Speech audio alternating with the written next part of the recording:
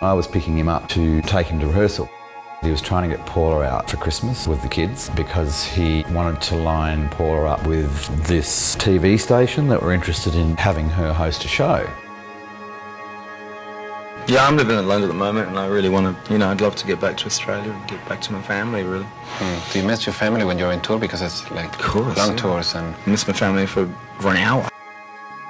He'd play me a few of his solo things he was working on. And I remember him playing this one particular track. He said, look, this is the only track I'm happy with. All the rest is shit. So I gave him a call and he said, look, I can't go out tonight, I'm exhausted.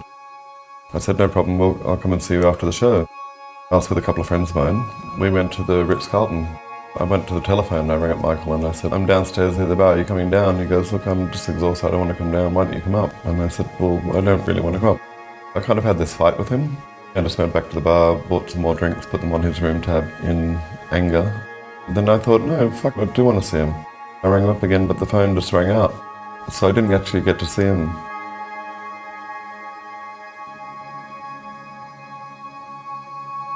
He was happy when we met him, but at the dinner, no, it was a lot of ranting, literally ranting. And that's when Kel went and said, son, you all right?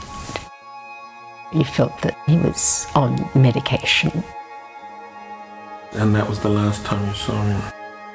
Skipping away, he literally skipped over to the hotel and he looked very, as he could, happy and carefree.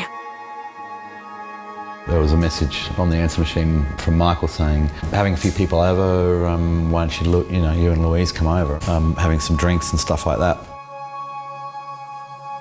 I was catching up on a bit of tour accounting at 4 o'clock in the morning, and I remember going down to get some photocopies made. I came back up on the left with a waiter who had a tray with drinks. He headed the other way down the corridor. I thought, I know where he's going. And I did actually think, maybe I'll just go and knock on the door and see what's going on. But then I thought, well, maybe not, might not be the best time. You do think, well, maybe if I had have done, there would have been some company, somebody he knew. He rang people, can you come over? He had people staying with him till 5 a.m.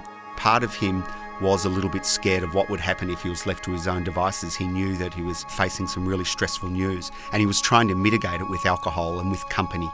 The alcohol is not a good way to mitigate it. It tends to make you more impulsive, more erratic, more depressed. And in the final moments,